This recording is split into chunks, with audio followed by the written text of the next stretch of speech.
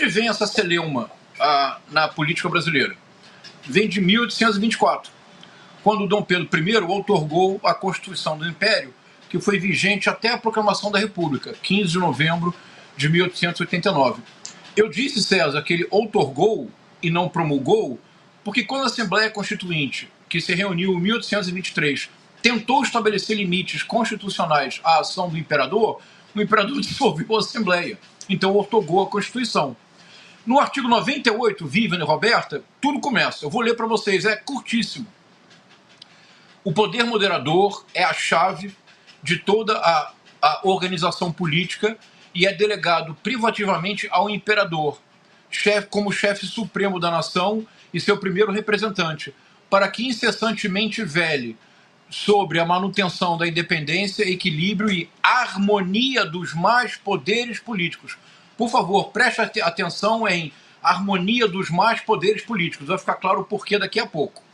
Agora, mais sério ainda, Vivian, é quase escandaloso e quase ninguém menciona. É o artigo seguinte, é o artigo 99, porque o 98 estabeleceu o imperador como figura suprema, suprapartidária, acima de interesses locais, para velar pelo equilíbrio dos demais poderes. Mas o artigo 99 é particularmente assustador, e é isto que as Forças Armadas desejam, e é preciso dizê-lo com todas as palavras. Veja, artigo 99, Constituição de 1824. A pessoa do imperador é inviolável e sagrada. O mais importante vem agora. Ele não está sujeito a responsabilidade alguma.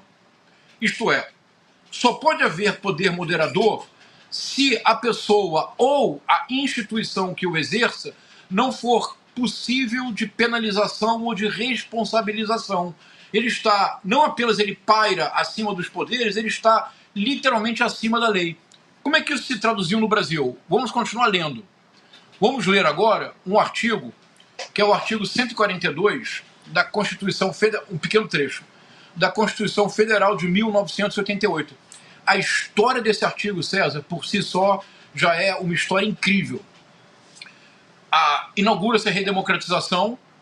A Constituinte de 88 é muito avançada, embora pudesse ser-lo mais, mas é muito avançado em termos progressistas. Sobretudo, é muito avançado em dois aspectos: garantia de direitos para o cidadão, garantia de que não haverá uma nova experiência autoritária na democracia brasileira. É basicamente isto, os dois eixos da Constituição de 88.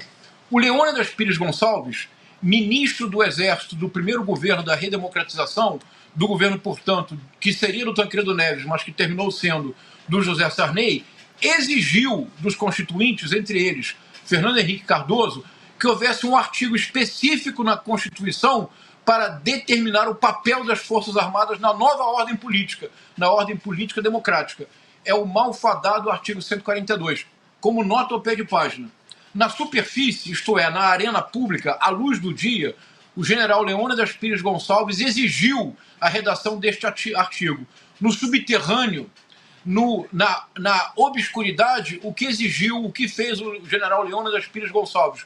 Durante 3 anos, de 1986 a 1989, coordenou a escrita de um documento secreto do Exército chamado Orville, que foi uma resposta ao Brasil Nunca Mais, livro que denunciava as torturas do Exército em 1985, que é uma imensa máquina de teoria conspiratória que está na base do bolsonarismo e do pensamento de Olavo de Carvalho. Veja, à luz do dia, um artigo na Constituição, no subterrâneo, teoria conspiratória que chegou ao poder com Bolsonaro em 2018. É muito revelador. O que diz o artigo 142? As Forças Armadas, constituídas pela Marinha, pelo Exército e pela Aeronáutica, são instituições nacionais permanentes e regulares, organizadas com base na hierarquia e na disciplina, sob a autoridade suprema do Presidente da República. E o que vem agora é tão importante quanto o destaque que eu fiz no artigo 98 da Constituição Imperial. E destinam-se à defesa da pátria, à garantia dos poderes constitucionais e, por iniciativa de qualquer destes, da lei e da ordem. Pois bem, isso deu origem a ambiguidade da redação é deliberada. Porque o que significa? Por iniciativa de qualquer destes dos poderes constitucionais. São 3, executivo, legislativo e judiciário. por iniciativa de qualquer um destes, ele pode garantir a lei e a ordem. O que isso quer dizer exatamente?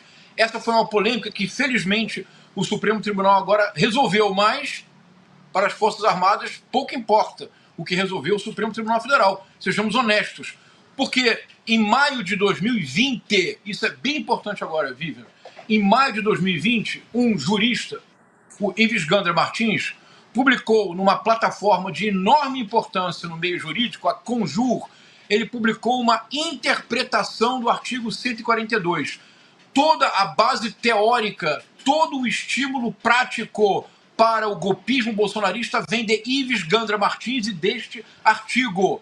Quando, a partir de 2020, a militância bolsonarista gritava nas ruas: eu autorizo, eu autorizo, eu autorizo, autorizava-se o quê? Isto, eu vou ler, do artigo do Ives Gandra Martins.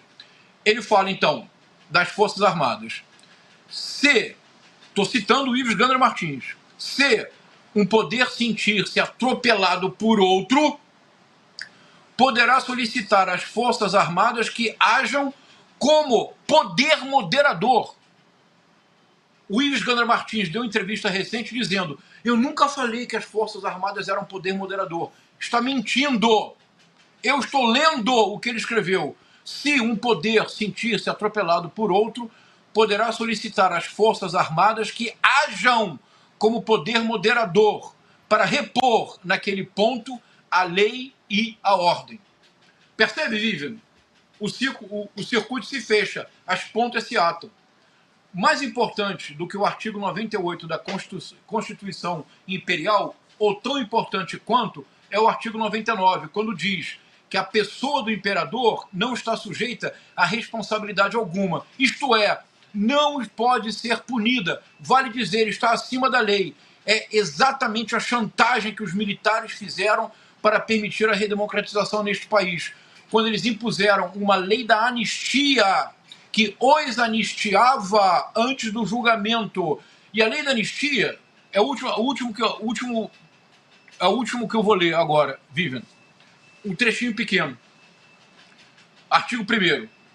É concedida anistia a todos quantos, no período compreendido entre 2 de setembro de 1961 e 15 de agosto de 1979, cometeram crimes políticos ou conexos com estes. O parágrafo 1º esclarece o que são crimes conexos. E aqui está exatamente o retorno a 1824 na República Brasileira.